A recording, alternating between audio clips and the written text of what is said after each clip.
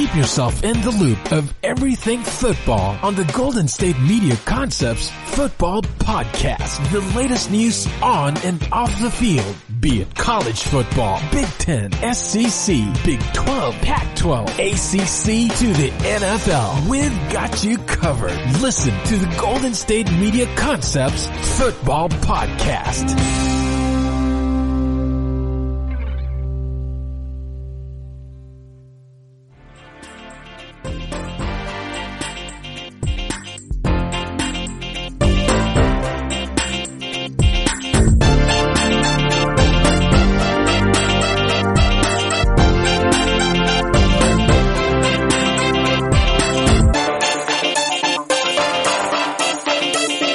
Thank you for tuning in to the GSMC Football Podcast, brought to you by the GSMC Podcast Network. I'm your host, Lawrence Dotto, and I'm here to talk to you guys about some college football right now. And then we'll get into the NFL stuff pretty shortly. Last night, the LSU Tigers beat the Georgia Bulldogs 37-10, which was a pretty dominant performance considering this was the two top teams in the playoff right now, 2 out of the top 4. Joe Burrow, man, that kid can play. He had his Heisman moment last night where he threw the 71-yard touchdown pass after he scrambled, broke off some Georgia defenders. The guy, 349 yards and 4 touchdowns. This guy, he's just making a case to be the number 1 pick in the NFL draft next year. And he's got some studs on that team as well to throw the ball to. Justin Jefferson had 7 catches, 115 yards, and a touchdown. This whole game was just blowout city. I personally didn't see this happening, but the Tigers have shown since pretty much their first game that they deserve to be the number 1 seed. Georgia, Auburn, Bama, they've just steamrolled through all of these teams, and it's hard not to make the case for LSU to be number 1 at this point. They have studs all over the field. Coach O is getting these guys to play for him, and a lot of people thought that was a mistake when they hired him, but it's looking like a genius move on LSU's part. LSU right now looks like the number 1 team to me. They dominate. They beat SEC opponents not only like dominantly, but they've been doing it consistently too. LSU, man, that game was impressive to watch. They just steamrolled right through Georgia. The next game I want to talk about is Ohio State versus Wisconsin. Wisconsin got out to a 14-point lead, and this really would have been terrible for the people deciding who the top 4 teams are in college football. But OSU turned it around. They shut Wisconsin out in the second half. They won the game 34-21. Justin Fields, man, this guy, the Georgia transfer, this is going to be kind of the theme throughout the college playoffs. There's these quarterbacks that transferred schools, and now, Justin Fields, 299 yards and 3 touchdowns. Whew, this kid, he's special. He really is. He's somebody that NFL scouts are going to be drilling over. He was a number 1 prospect coming out of high school 2 years ago. Obviously signed to Georgia. Georgia decided to go with Jake Fromm, which it's kind of tough to say that was the wrong choice because, Jake Fromm has looked great. He's going to be a 4-year senior at Georgia. I mean, that's what you want when you draft these guys, a 4-year starter, or when you recruit them, not draft them. 4-year starters, guy looked amazing. But Justin Fields just looks like an NFL talent playing on Saturdays. He's so good. The big moment doesn't seem to get to him. Ohio State kind of, they've been dominating teams, but it's been Big Ten teams. You can kind of take what you want with that. Second time to beat Wisconsin. Wisconsin's a top 10 team. It's respectable. I mean, you see them, you're like, yeah, Wisconsin, that's a top 10 football team. But Ohio State is just leaps and bounds above them pretty much at every position. And I don't know, they beat Penn State, they beat some other Big Ten teams, and it's just like, yeah, you guys, they dominated. They went out and dominated these teams, but does that mean they should be the number 1 team? Because Wisconsin in the SEC isn't going to be a top 10 team. They'll probably be a top 20 team, and same with Penn State. It's just, I know the SEC bias is out there, but I think for the right reason that the SEC is just leaps and bounds above. You can say what you want, but I mean, Auburn would probably win the Big Ten if they were there. Instead, they barely make the top. They finished second, I think, in the West, but I don't know. Ohio State looks great. They have all the NFL talent, and they're going to have Chase Young, first round pick, probably going to be a top 2 pick. It's going to be between him and Joe Burrow. So Chase Burrow, combine them, put them together, they probably make a heck of a player. But yeah, they have studs everywhere. I think they're my number 2 team. As if I'm looking at it now, and you're telling me to choose who's 1, who's 2, LSU 1, Ohio State 2, in my opinion. The next one, the most exciting game of the day was Oklahoma-Baylor. Went to overtime. Oklahoma beats Baylor again for a couple times in the last couple weeks. They beat them. You really like Oklahoma, but at this point, I think if Bama, we'll get there, but Oklahoma look good. CD Lamb is a stud. He's going to be a first-round pick in next year's draft. Receiver, 8 receptions, 173 yards. And again, you have Jalen Hurts, the transfer from Alabama, looks amazing. He's putting up better stats than back-to-back number 1 picks, but take what you want with that.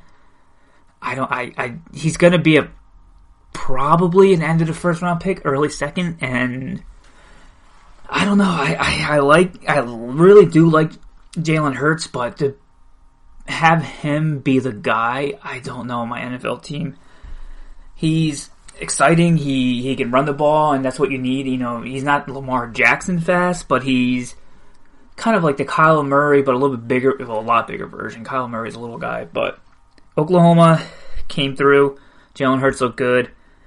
Oklahoma's making a case for that 4 seed. They've really got lucky. Not lucky, but Georgia lost, number 4 team. Utah lost. So the smart thing might be to put Oklahoma in. We've seen this before, where Oklahoma, high-scoring team, they look good playing in that conference where not a lot of teams play defense, but their defense has improved. It's just you see it year after year where they kind of just sneak into that 4 seed. They play a big boy like Ohio State, LSU, Georgia, Bama, and they lose. And it's just like, well, how many years in a row are we going to do the same thing where put in Oklahoma, the resume looks decent, but they just put up points, and Lincoln Riley just makes offenses look amazing, and they still put up points against SEC teams, but is that defense going to be able to stop a Joe Burrow? Is that going to be able to stop a Justin Fields? I haven't seen it. It doesn't mean it's not going to happen, but I can't see Oklahoma going against Ohio State, even Clemson. I just don't see them competing with these big dogs. Like, this year we have the big 3. We have Ohio State, LSU, Clemson. Monsters all year. Say what you want about Clemson.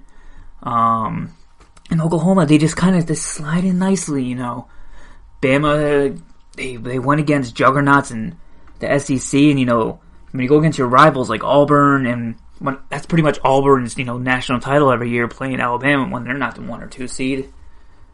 And I don't know, man, it's really difficult for me to say, yeah, Oklahoma's definitely the number 4 team in the country, when I still think Georgia's better than them.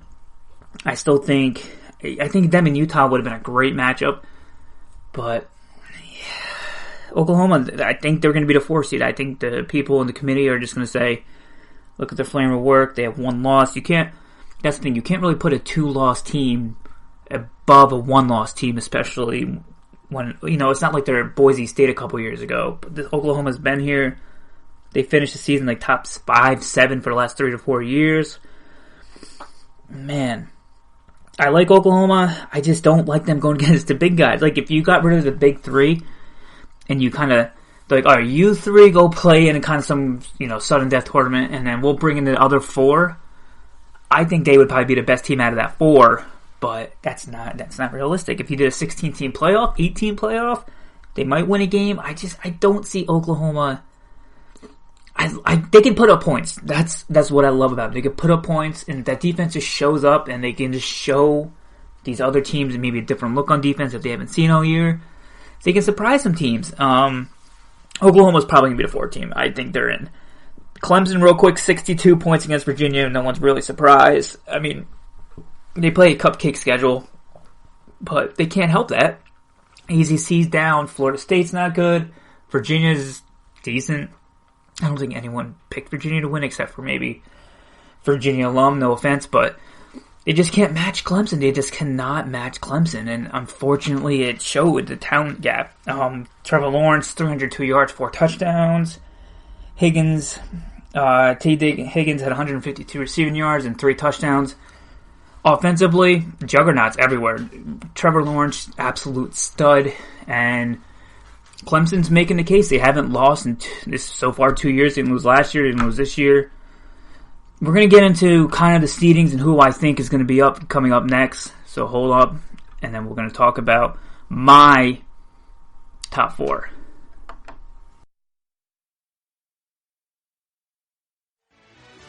Are you looking for help for your fantasy football team? Check out the GSMC Fantasy Football Podcast. Get today's best advice on who to start, who to sit, even who you should draft. From sleeper picks to red hot lineups, they got it all covered for you. That's GSMCpodcast.com/fantasy-football-podcast. We'll cover traditional leagues, dynasty, PPR, even IDP leagues. When you need fantasy help, there's just one show to hit up. Don't forget to like them on Facebook and follow them on Twitter. Visit GSMCpodcast.com for more info.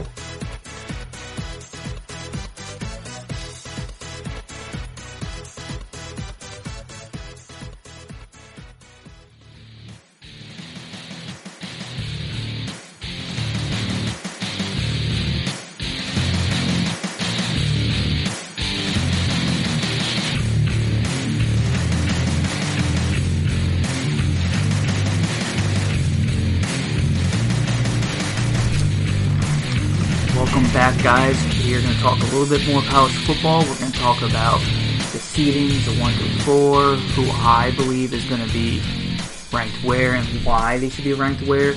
There's going to be a team here that I might sneak into the 4 seed that many people really aren't going to agree with. I just think they're the better team. So 4, I think it's going to be Oklahoma. I think the committee is going to look at their schedule, they're going to look at their resume, they're going to see that they won their division, their conference, and they're going to say, alright, 4 seed, they have 1 loss. But if you were to put Oklahoma versus Bama right now, who do you think would win? Even with Tua being hurt, I still think Bama is going to win this game. I think their defense hasn't been great, but I think if you line up man-to-man, Oklahoma, Bama, I think Bama's the better team. They just won against Auburn and LSU, which are 2 incredible losses. I mean, if you're going to lose, you're going to lose against those type of teams, and you can be okay with that at the end of the day. Oklahoma, to beat Texas by a touchdown, beat Baylor twice, and beat Oklahoma State once, which all top 25 teams, but they lost to Kansas State by 48-41. They put up 48 points to Kansas State, and man, when I'm looking at these teams and I see a Kansas State loss by a touchdown, you almost gave up a 50-burger to them, I don't know. I think that one loss means a lot more than the Bama loss to LSU, even though it was at home. But LSU, they're clearly a top 2 team. And then you lose to Auburn, which it doesn't matter. They were a top 15 team anyway. So when you get the rivals, both teams top 15, you really get it. It's going to be a great matchup. So I think Oklahoma gets in, but me personally, Bama I think should be the 4 team. It's going to be tough kind of convincing America that Bama should be the 4 seed, because you can't. It happened a couple years ago with Ohio State when they lost 2, and then everyone's like, well, they're the best team, but they have 2 losses, and you're going to put in a 1-loss Bama because Bama lost the SEC title game to Georgia, but you're still going to put Bama in because of that 1 loss. So I think it comes back to that. I think Bama's 2 losses hurt them. Again, they're not bad losses. You're going against 2 top 10 teams, caliber talents, and you lose. It's just, and then again, I think LSU is the number 1 seed. I think LSU beating Texas at Texas, beating Florida, beating Auburn, beating Bama, and beating Georgia. And Texas and the Bama wins were on the road, which is pretty impressive. I know Texas isn't Texas, but they were the number 9 team in the country, going on the road and winning that game. Oh man, LSU, to me, Burrow's the Heisman Trophy. Lamar Chase has 17 touchdowns at receiver. Are you kidding me? That's incredible. They have first-round talent across the board at LSU. And the reason why I skipped 3 and 2 was because LSU is the 1 seed. So if you put Bama in at the 4 seed and LSU at the 1 seed, I don't think many people want to see that again. At least not if it's not the national championship. So I think that kind of comes into consideration too. When you get Bama at the 4, LSU at the 1, I think audience-wise, people would much rather see Bama than Oklahoma. But I mean, Oklahoma has a pretty big fan base as well, and they're a very loyal fan base. So, I mean, they're not Roll Tide where people get arrested and they yell, Roll Tide! And people are like, yep, that's Bama for you. My heart says Bama. My brain says Oklahoma. I'm gonna put Oklahoma in at the 4 seed right now. Knock them up to the 4 seed. LSU at the 1 seed. It's gonna be a great game. It's gonna be just 2 good coaches going at it. And so this leads to 2 to 3. Obviously, it's gonna be Clemson, Ohio State. Ohio State beat Michigan State, beat Wisconsin, beat Penn State. They're all at home though. They didn't have a big win on the road. Again, it's their schedule. You can't really blame them because they make these schedules, I feel like, 10 years before, and you swap home and away games. But when you look at their wins, who do you say, like, wow, they beat them? Beat Wisconsin twice. Penn State, they beat by 11. Penn State, I'm not really sold on, but, I mean, they got a good team. They're not Ohio State good, but they got a top 15 team. And then Michigan State's Michigan State. They're going to be a top 25 team, and they're just not going to be that team that's going to be like, oh, wow, Michigan State, top 5 team. It's just not going to happen. So, Ohio State, but, they've been dominating these teams. They've scored over 600 points this year. They scored, I'm going to do some mental math here, 634 points this year, 633 points, and they only gave up about 160. So they're outscoring their opponents by 400 points, 500 points. That's incredible.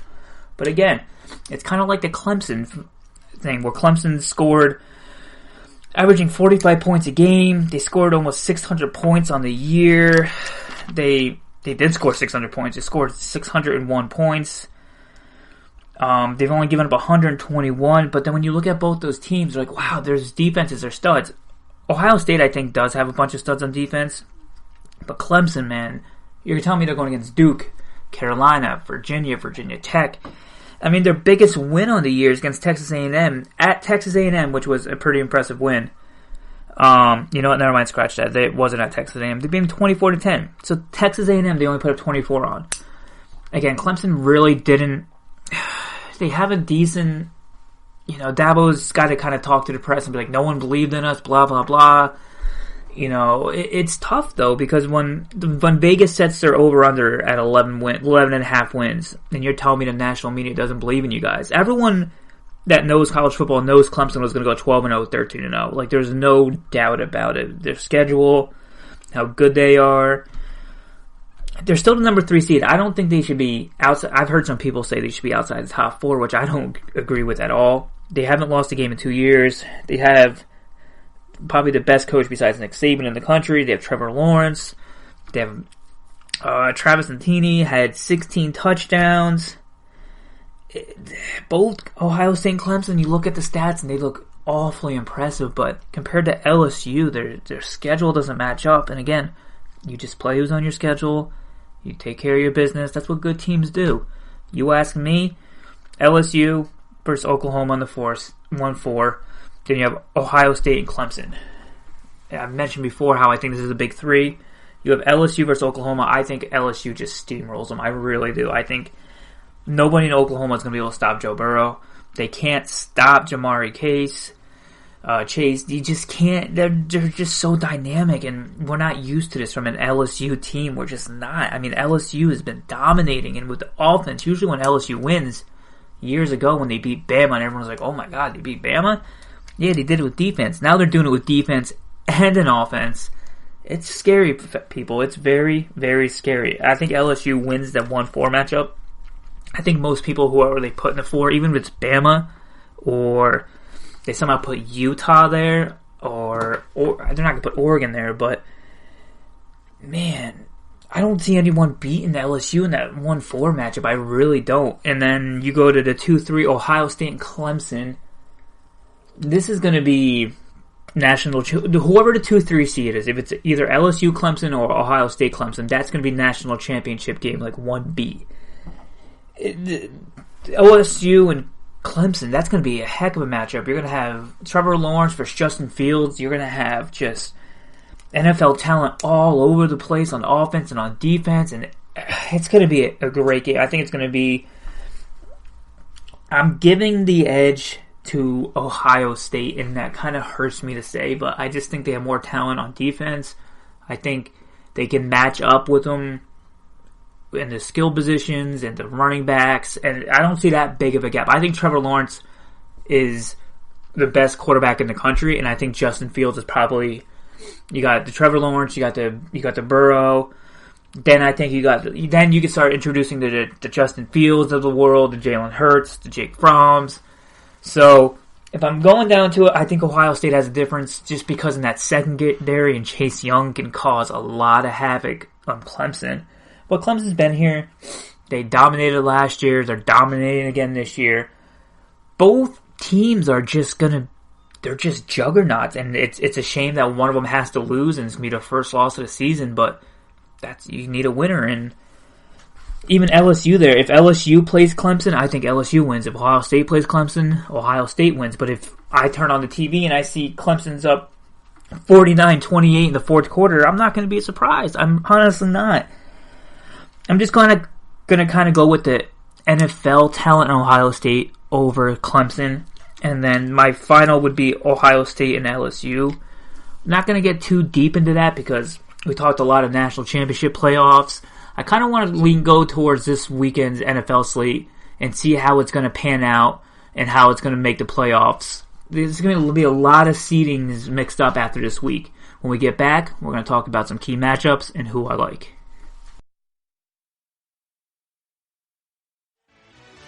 Check out the show that's built on the MMA. From the UFC to extreme cage fighting, they got the fights covered. Check out the GSMC MMA podcast. Get the latest news on past or upcoming fights. Join us as we talk to and about some of the biggest names in the MMA, past, present, and future. When it's the fight game, there's just one show to check out. GSMCpodcast.com/MMA-podcast. Don't forget to like them on Facebook and follow them on Twitter. Visit GSMCpodcast.com for more info.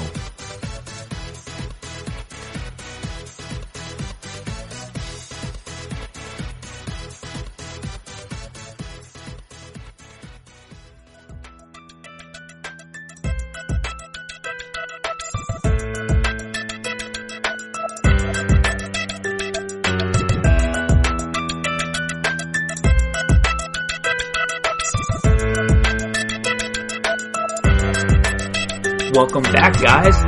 Now, we talked a lot of college. We talked about the playoff and who I think is going to be the 1 through 4, and the ranked. I think a lot of people agree on the seeding, on the 4 teams, but not the seedings. The NFL is kind of in the same way now. We have some huge matchups this week. I have 4 games on my schedule that are really important. You have the Ravens and Bills. You have the Niners at the Saints. You have Kansas City at New England. And then you have Seattle at the Rams. This might sound crazy, but Buffalo could be the 1 seed in the AFC after this week, and I don't think many people saw that coming. Now, they're playing the Ravens, and Lamar Jackson and the Ravens have looked amazing. It's almost impossible to stop Lamar Jackson. And with his feet and Mark Ingram and how they can just run the ball down your throats and that big physical offensive line, it might be too much for Buffalo because their weakness on defense is stopping the run. And that's how I think they're going to win this week. I think they're just going to pound the ball down their throats. They're going to do a lot of RPOs with Jackson and Ingram. Do a lot of short passes to Mark Andrews. And I think Baltimore's going to win this game. I think Baltimore goes on the road and gets a big win on Buffalo, which would mean Baltimore stays as the 1 seed. Bills, they're going to be the 5 seed. I mean, I think they're pretty much locked into that 5 seed unless something happens where they lose out. But Bills also have New England again, so that could be 2 losses. So they're probably going to end up being like a 11-16, 11-5, 11-5. I think they're going to end up being, which is great. Be a 5 seed, but then I don't really see Buffalo doing much else. It's a nice story. They got a solid team, but they don't match up well against the juggernaut teams. So Baltimore's going to be my 1 seed after this week. Then we have the 49ers and the Saints. This is going to be kind of a show-me game for both teams because the 49ers kind of beat up on some weaker opponents. They're kind of dominating teams defensively. They took the whole league by storm this year with their defense. I don't think anybody saw this 49ers defense being as good as they are now. Last year, the secondary had 2 interceptions. 2! That's awful. 2 interceptions. 2 more than I had. So when they come this year, now they're getting interceptions. They're just being a dominant and physical team. It's been an amazing. But when they've gone against Seattle and they lost to Baltimore, they were in the games. They looked like a good team, but if they keep losing to the Baltimores, the Seattles, the New Orleans, it's kind of like, yeah, you're a good team, but are you an elite team? So if they can beat the Saints at New Orleans, this kind of shows me that they're an elite team, and if they don't, it's kind of like, all right, well, you have a very good team. You're kind of a year or 2 ahead of schedule because not many people pick them to even be this good. And for New Orleans, it's kind of the same thing. I mean, they've beaten up. They got a weak division. People say how weak the NFC East is. The NFC South is awful, too. They're just Panthers without Cam Newton. Atlanta's had a lot of injuries. And Tampa Bay is Tampa Bay. You know, they're going to put up points, but they can't stop anybody. So this game is going to be a big game for both teams to kind of just to show the people, like, hey, we're a legitimate team here. Like, don't forget about us. Like, we're still battling for that 1 seed because the 1 seed's come down to New Orleans, Seattle, and, you know, there's a couple other teams in the NFC that can still make the case where they can beat a 1 seed. And whoever wins this, if the Saints win this, I believe they're going to be the 1 seed because they beat Seattle earlier. So, and if the Niners win, they're going to be the 2 seed because Seattle beat them. So I'm picking, I don't know, do I go defense or do I go with Drew Brees and Michael Thomas, who might spoil later on? He's in my top 3 for MVP, but I'm going to Saints. That in the Dome, there's just something about the Dome that when opponents go there, I mean, you just see it. It's loud. The fans are right on top of you. They wear those sweet black jerseys, and it's just like, man, this is going to be a tough game. And I think it's going to be a tough game for the Niners. I don't trust Jimmy G. I don't think he's a bad quarterback.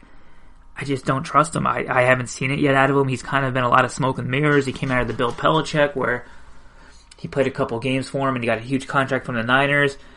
Again, he can make me look like an idiot and light up the Saints, whose defense has been good at some points, but has some games where it's like, ooh, that team is not the number 1 seed because of that defense. Like the Saints, really do like the Saints. I'm going to go up the Saints. So far, Baltimore beating the Bills. I have the Saints beating the Niners. The next game, Kansas City at New England. Patrick Mahomes, I still don't think is 100% with that knee, and the offense hasn't looked the same since they lost Kareem Hunt last year. When you can't run the ball, it really hurts your offense. I mean, when teams just know Patrick Mahomes, as good as Patrick Mahomes is, and as good as Tyreek Hill is, as good as Travis Kelce is, if you look at those playmakers and then you look in the backfield and you see LaShawn McCoy, who's well past his prime, you're kind of like, yeah, we can kind of sell out on the pass a little bit, kind of double team Kelce and then, you know, put bracket coverage on Hill and then make the rest of the guys beat you, which they had before in Kansas City. But at New England, I do like Patrick Mahomes, obviously the MVP. I like the playmakers. The defense is a lot better than it was last year. They have some guys that can get to the quarterback. But at New England has not, this is the craziest stat I've seen. I think New England is 100, not 100, but that would be a lot of wins. Julian Edelman, Tom Brady have not lost an AFC non-division game since they've both been there. So when Tom Brady and Julian Edelman are both on the field at the same time, going against an AFC team at New England, not named Miami, New York, or Buffalo, they have not lost. That is incredible. Now, not including the playoffs, that's just regular season. But that is incredible. That just shows me that, again, you appreciate the greatness. I mean, that's just, they don't lose on their home field when it's not in the regular season. They don't take teams lightly. They don't, they know how to game plan. They'll take away, I'm assuming they're going to take away Tyreek Hill because of the big play guy. I think that's what they did in the playoffs last year. They have the best cornerback in Stephon Gilmore. Now, he's not a burner, but Tyreek Hill is not going to be catching much unless it's deep and then he beats him, down the field. And Travis Kelce had a great game against him in the playoffs. So, talking a lot of Kansas City here, and I'm still picking New England. I'm not betting against Tom Brady. If you bet against Tom Brady in his career, he's made you look pretty silly. He doesn't look the same. They haven't been running the ball as much, but because their fullback's hurt, Devlin, when he comes back, that's been a key injury that people really have been talking about. Sony Michel has not looked the same without Devlin. Devlin's maybe the best run-blocking fullback in football. And when you have a team that wants to run the ball, pound it down people's throats, eat the clock, they want to win these games like 24-10, 24-14, whatever the score is. They want to keep it low scoring. They want to run the ball when it gets later in the season. And without Devlin, that's been tough on them. I'm still picking New England just because I don't trust Kansas City's defense, even though it's been better. I trust Gilmore. I trust New England's defense. I trust Belichick to go in there and just put up a great game plan against them. So I have New England, Baltimore, and the Saints winning this week. The last game, the Philly-Giants game does have some meaning to it, but Eli's coming back. The Eagles need to win this game to keep up pace with the Cowboys, but to be honest, whoever's in the NFC East is probably going to be a one and done anyway. If you're a Cowboys fan, you're rooting for Eli to have one more big game in him because if Eli kind of wins this game and then Dallas beats Philly, they got that locked up, and then they're going to have to play on the road against either the 49ers, the Seahawks, or Saints, which isn't going to be an easy game, but I think Dallas is going to... Dallas is our New York Giant fans tonight. It sounds weird to say, but they are. Then you have Seattle at the Rams. The reason why I said this was an important game, if the Rams win this, they're building up some momentum. That's not a team you want to see in the playoffs. They're finally giving Todd Gurley the ball. They're starting to realize, kind of like the Cowboys, where you have to run that offense to your star running back, and that's what they're going to start doing. Seattle, these inter-conference games, division games where, the favorite team is on the road, you just never know. I'm picking the Rams to win this game because I think they're a top 6 team in the NFC, and they have to show it by beating Seattle this weekend. So my picks, Baltimore, Saints, Patriots, Rams, and I'm going to have to go with Philly just because I hope they show some kind of pride this weekend. Now, if these wins, this is going to be an interesting playoff seeding in the NFL.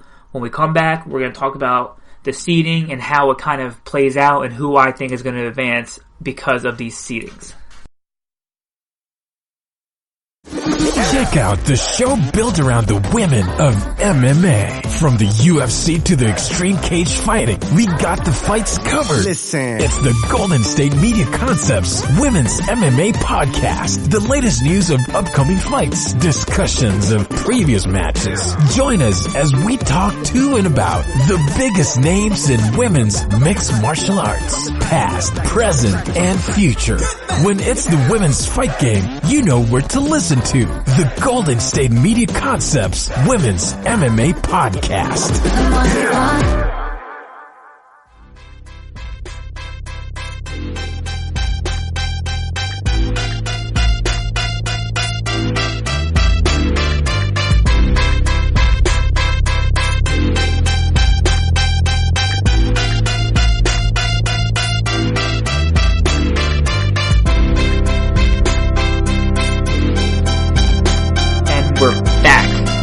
We just talked about some of the key games this weekend and how they're going to play out, how I think they're going to play out. Now we're getting to that point in the season where you got to start looking at the seedings because it makes a huge difference. So in the AFC right now, we have Baltimore, we have New England, we have Buffalo, we have Kansas City, we have Houston, and in that 6th seed, it's going to come down between Tennessee and Pittsburgh. By the end of the season, I think Baltimore's going to be 1. I think New England's going to be 2. Houston's going to be 3. Kansas City's going to be 4. Buffalo's going to be 5. And it's going to come down to Tennessee and Pittsburgh. Now, if I told you at the beginning of the year the final playoff spot would be coming down to Tennessee and Pittsburgh, it'd be like, who do you trust more, Marcus Mariota or Ben Roethlisberger? Boom, Ben Roethlisberger, give it to me all day, every day, Big Ben. He just gets the job done. But now, we're going to fast forward a little bit. In December, we have Ryan Tannehill versus Duck Hodges. Who do you trust out of them? And most of the time when I say, do you trust quarterback A or do you trust Ryan Tannehill, you're probably going to choose quarterback A.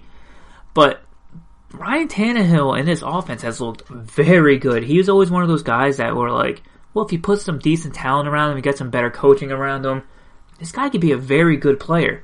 And he's looked the part in Tennessee. I mean, he's one of those, he's not a game manager, but he's not a guy that's going to go out there and win the game. When you have Derrick Henry and you have Deion Lewis in that backfield and you can just hand him the ball, especially Derrick Lewis, that'd be a pretty cool looking guy if you combine Derrick Henry. Anyway, sorry. So you get Derrick Henry the ball in December in cold weather. Who wants to tackle that guy? A lot of people out there are making business decisions about tackling Derrick Henry. If I'm one of those guys, I see this big 6'3", 240-pound monster coming at me, I'm going to try to get you at your ankles, which probably isn't going to work. I like Tennessee. I really do. They have a decent secondary, but they've also had times where they look like they're a bad secondary. I'm giving the edge to Tennessee, mostly because I like Ryan Tannehill and Derrick Henry more than Duck Hodges and James Conner, if he even plays. So I have Baltimore, New England, Buffalo, Kansas City, Houston, and Tennessee. If I had to choose one team to come out of the AFC right now, I really don't want to pick New England, but if New England can somehow get that 1 seed, if Buffalo can win this game today, and then Baltimore loses one of their last 3 games to either Pittsburgh or whoever else they have, and New England wins out, which is very likely, they can... See, the thing with Tom Brady is they don't lose at home, especially later in the year, and if New England can get the 1 seed, I'm going to say New England's going to come out of the AFC once again, and it's going to be maybe a little poetic because it could be Tom Brady's last game. We've been hearing this for 4 years now, but if Baltimore gets a 1 seed, I like Baltimore because, again, once you take New England out of that home field, it's a completely different ballgame. People are still sleeping on Buffalo, but Buffalo has a team that can beat New England because they see them so much, they're familiar with them, and they have some lockdown corners in Buffalo. So if New England loses today, Buffalo wins, Buffalo's almost guaranteed that 2 spot. But if they lose to New England, it's kind of hard to play, predict the future. I still think Baltimore and New England are going to be the 1-2 seeds, but if Buffalo sneaks in there and New England's at 5 seed and they have to go on the road every single game, that will be Bill Belichick's and Tom Brady's greatest run at a Super Bowl would be if they won 3 playoff games to get to the Super Bowl. But that's a big if. Kansas City, when you look at Kansas City, you see big plays on offense, a little running game, and a defense that can be scored on. So it's kind of like, I love Patrick Mahomes, great player. Everyone loves Andy Reid. I mean, I would love to see Andy Reid win a Super Bowl. He's just an offensive genius. I just don't see Kansas City winning it this year. They still need a couple pieces on defense and they need a run game. You can't throw the ball 40 times in the playoffs and win every game. You need a running back. You need someone that you can lean on. And you need a defense that can get your offense on the field. Those are Kansas City's 2 biggest weaknesses. Houston, man, they've finally been protecting Deshaun Watson better over the last month, but do you see Houston? Houston's that team that gets that Saturday playoff game every year, and they lose.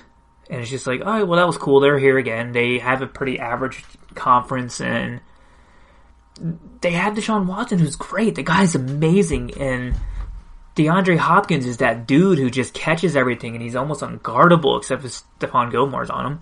And I just don't see Houston. I don't see Houston winning more than 1 playoff game. If they get matched up against New England, they get matched up against Tennessee, I can see them winning a game if Houston's the 3 seed and Tennessee is the 6 seed, but I can also see Tennessee going in Houston and just dominating the ball with Derrick Henry and just having Ryan Tannehill play, clock manager and get those short passes in, hit A.J. Brown deep, and Houston, I don't know.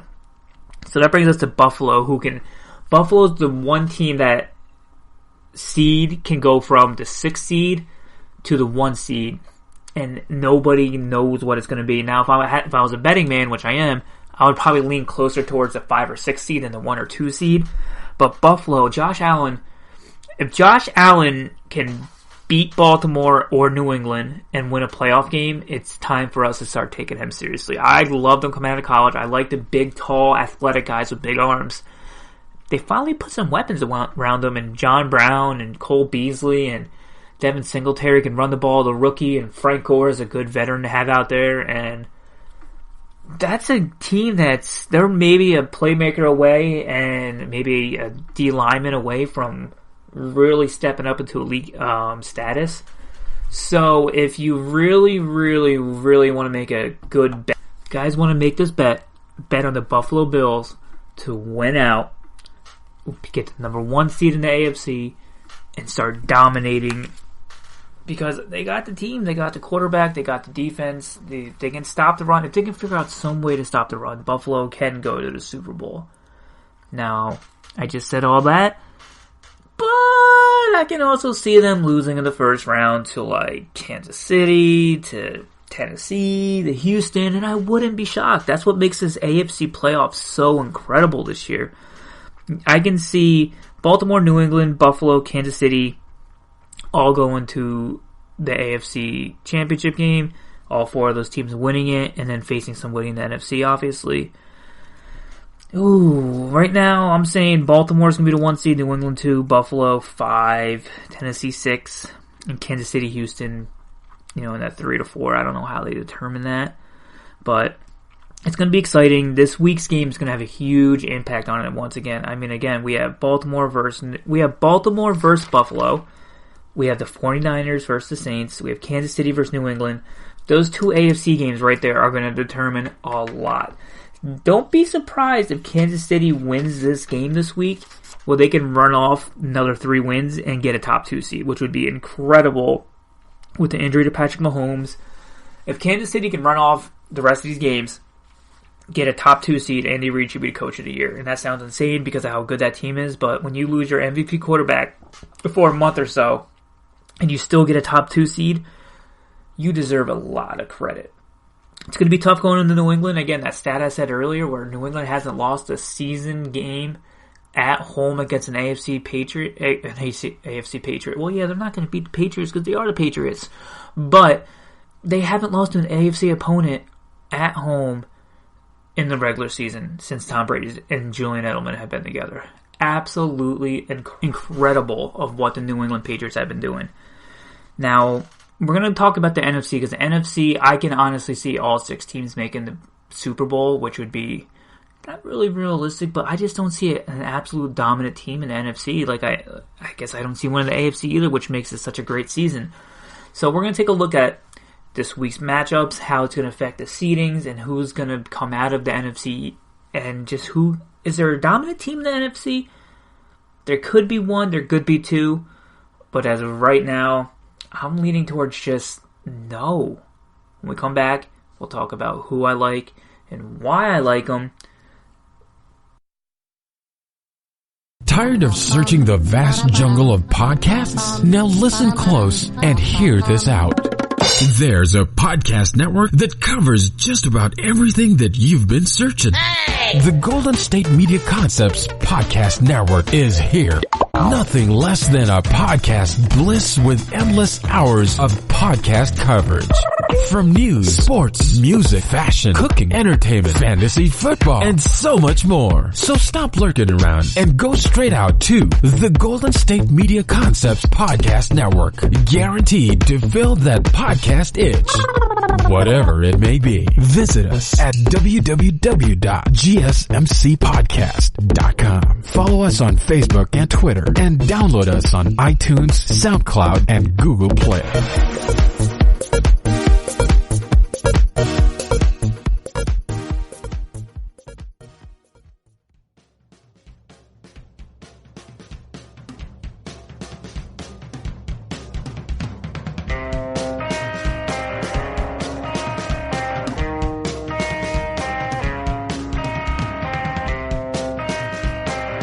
welcome back, everybody. We're going to talk about the NFC playoff race here, because this is where it gets very interesting. I don't see a dominant team. We have the Saints at 10-2, we have the Seahawks at 10-2, and we have the 49ers at 10-2. Two out of those three are obviously going to be at the 1 and 2 seed. Green Bay could sneak up at 9-3, but I still think the Seahawks are the best team, and I think the Saints are. So we also have Dallas and Philly battling for playoff spots, and we have Green Bay and Minnesota. So right now, the playoff seed are the Saints, the Seahawks, the Niners, the Packers, and either Dallas or Philly are going to make it in that 5 seed, that 4 seed, and just kind of sneak their way into the playoffs. I really like a team that is kind of going under the radar a little bit this year, and that's the Minnesota Vikings. Now, the Vikings, they're not... Say what you want about Kirk Cousins, he hasn't won a Monday Night Football game in his career. Good thing they don't play Monday Night Football games in the playoffs. And then you have, Adam Thielen being hurt, which stinks a lot, but that's made Kyle Rudolph stand up. You still have Stephon Diggs, who's the number 1 receiver. You have maybe the 2nd, 3rd, 4th best running back in Dalvin Cook. Minnesota has the team that can go on a run the last 4 weeks of the season, absolutely dominate everyone, and they can't really get past that 6 seed because San Francisco is pretty much locked into that 5 seed, or Seattle, whoever comes in second in that division. So they're pretty much locked into that 6 seed. That's the one team I don't want to see heading into the playoffs this year is Minnesota. I mean, you're the 3 seed, you're going to have either Seattle or San Fran as that 3 seed, and your first game's going against the Minnesota Vikings. Oh, that's not a joy. You'd rather get the 4 seed and face or you'd rather get the 5, you'd rather get the 5 seed and go against Dallas or Philly. So, Vikings, they can be good this year. I think they have a chance. If I had to pick a dark horse team right now, I'd go out to make a bet. I'd put money on the Minnesota Vikings to make the NFC East. No, not NFC East. Let's not get too crazy here.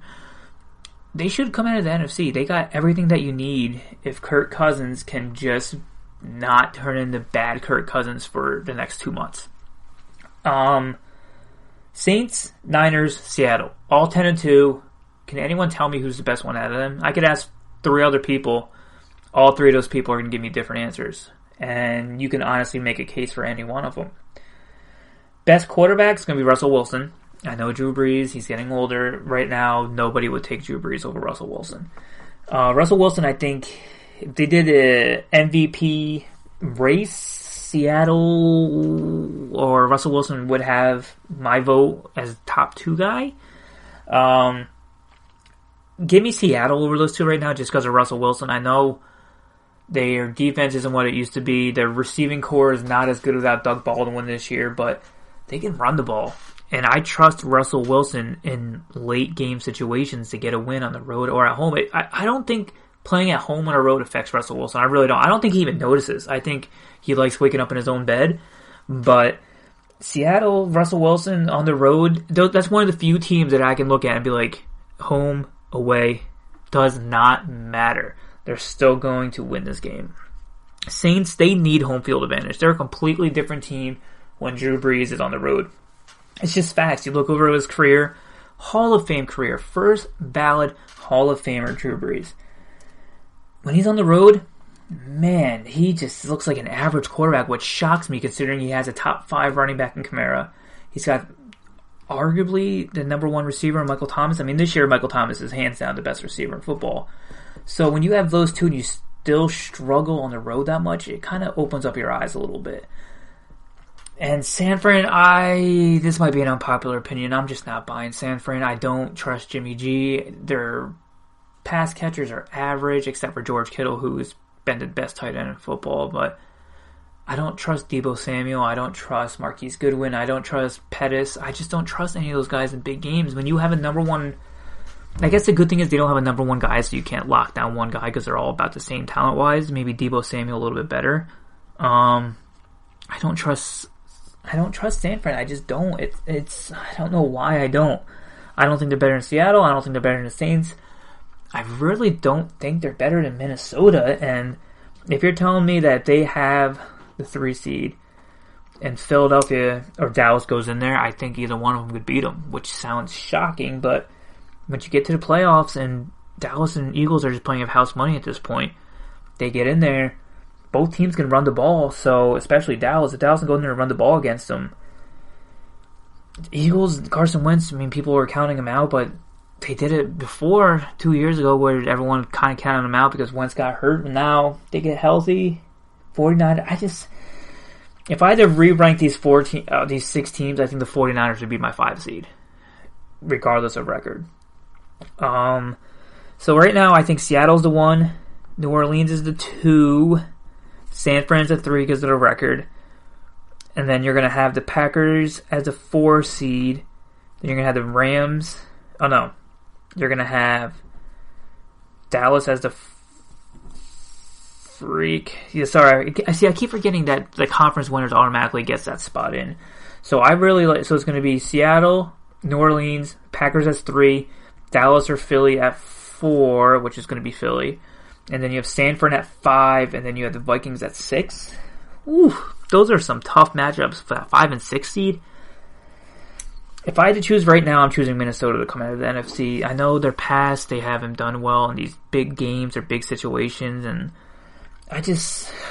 everyone counts out Kirk Cousins. Everyone just doesn't think he's that good. I think he's an above average quarterback. I tell you what, I'd rather have Kirk Cousins than Dak Prescott right now, just because I like Minnesota's run game. I like their receivers. I mean, they're pretty evenly matched teams, and I think that's going to be a great matchup.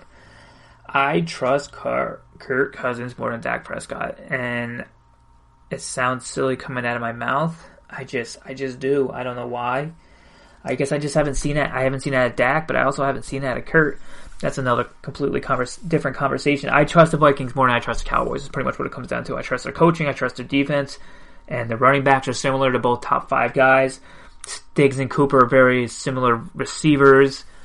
Minnesota has a better tight end. Minnesota has the lines, you got to give that to Dallas. Dallas and Philly have elite lines when they're healthy.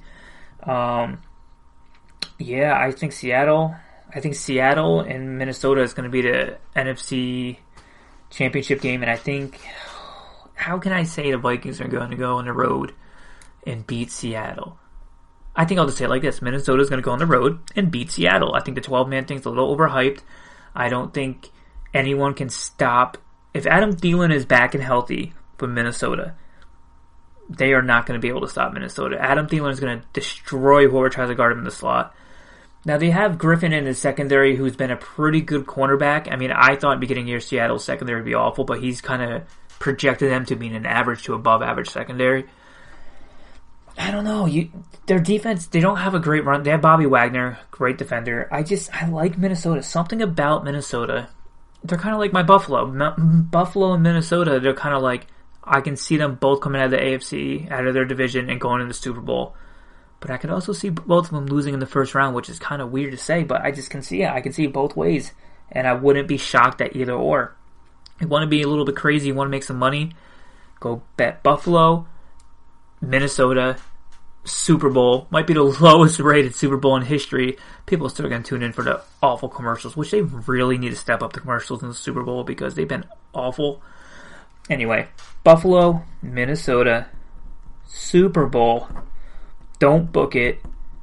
But you kind of can book it because, I mean, everyone's just going to pick New England. Everyone's going to pick Baltimore. Everyone's going to pick Seattle, New Orleans. Yeah, blah, blah, blah, blah, blah.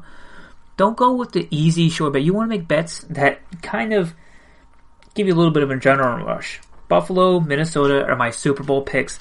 As of right now, I can change them by this week because if both teams get blown out, I'm going to be like, well, I was just kind of kidding a little bit on this. Don't judge me on this. Right now, before this week of game starts, I am picking Minnesota and Buffalo to get to my Super Bowl, which subject may change. We've been talking about a lot about the NFL, college. I think we should, since it's a football podcast. I want to talk about second chances when we come back. Too many people get written off after one bad performance, one bad show, one bad podcast. Hint, hint. I want to talk about getting the ability to get a second chance and being able to flourish with it. Because there's a lot of guys, there's some coaches, there's some players that are going to be big into the NFL and college football seasons that have gotten second chances and have really taken off with them. So when we come back, I want to talk about some of those guys and how their second chance got them to where they are today. This is your ultimate stop for everything sports. The Golden State Media Concepts Sports Podcast. Should I say more? From the NFL, MLB, the NBA to MMA, it's all in here. The Golden State Media Concepts Sports Podcast. Listen now.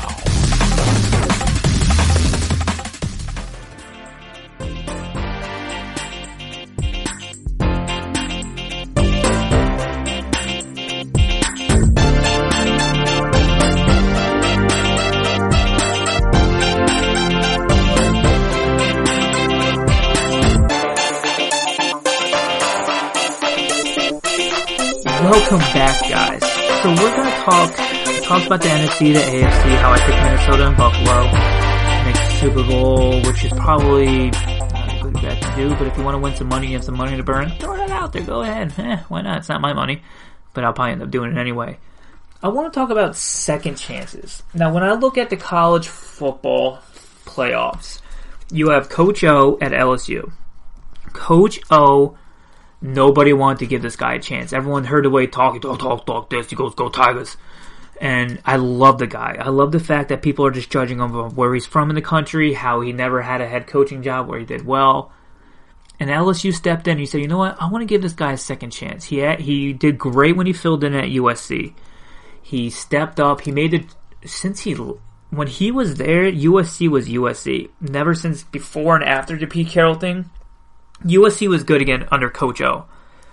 Coach O got a second chance from LSU, and a lot of people were surprised by it. They're going to go, you're going to hire this guy who talks like this, and then they're like, alright, so this is going to be a 2-year thing, he's going to get out of here.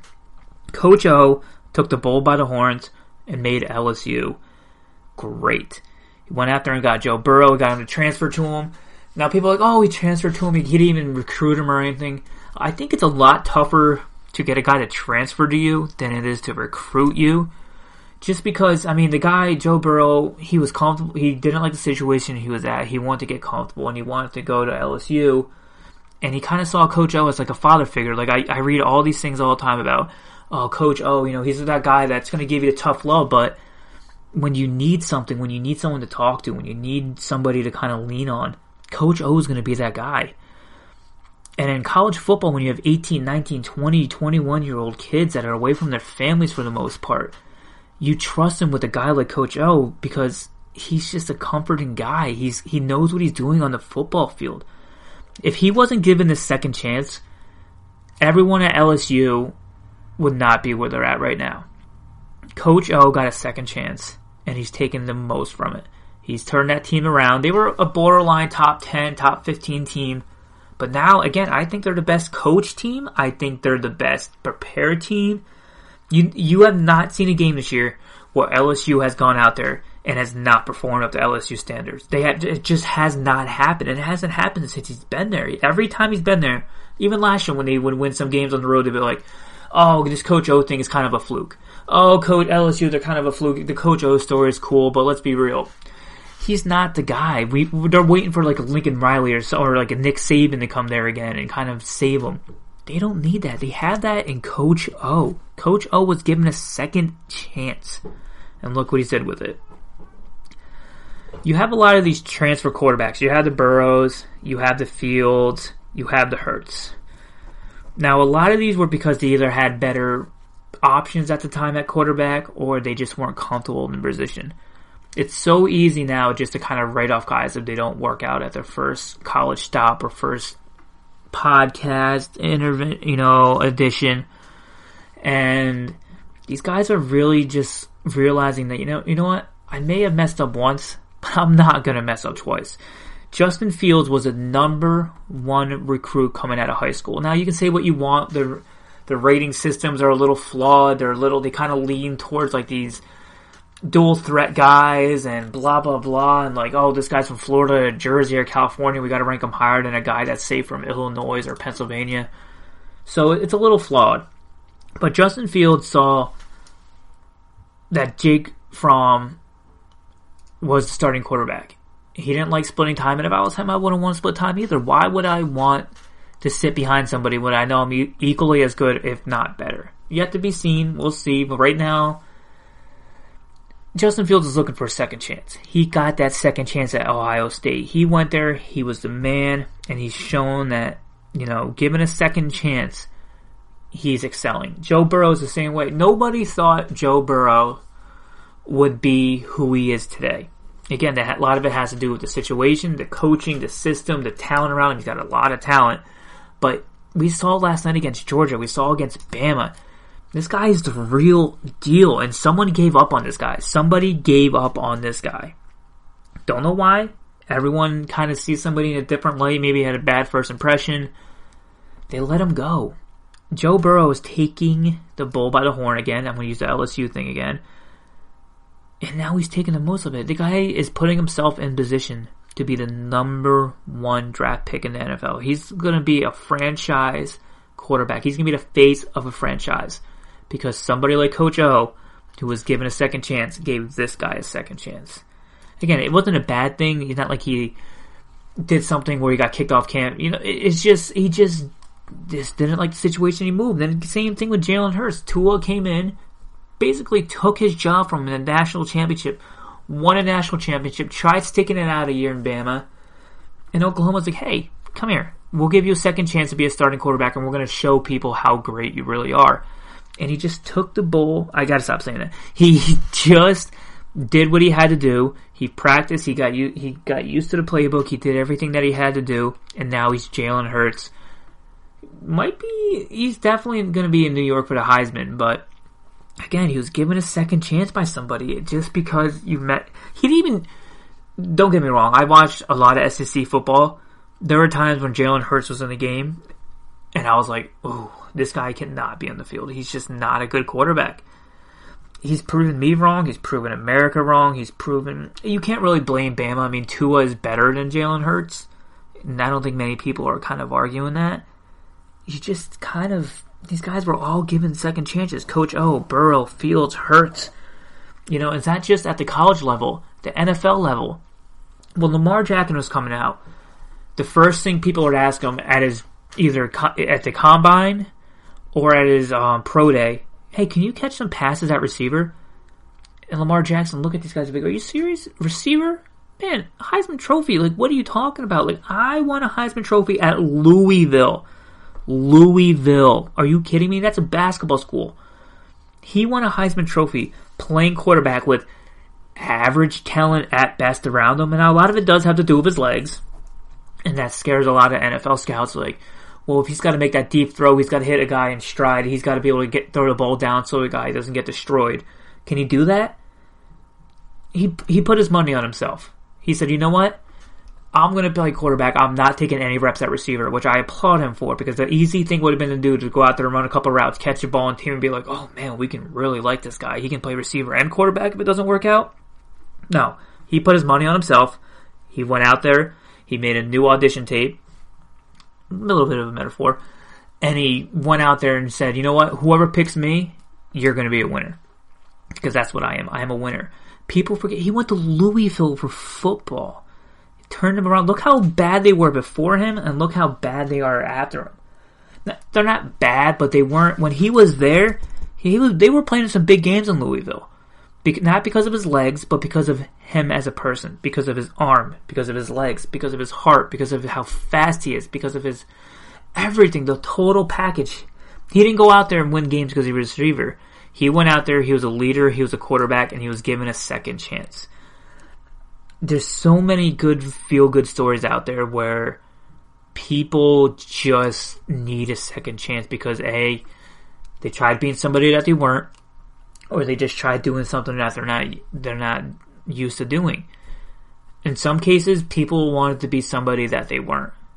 These 4 guys didn't say that. They said, you know what, I am who I am, and I'm going to bet money on myself to come through with this. And some of us need to really look in the mirror and be like, you know what, if you just be who you are, you're going to succeed in life.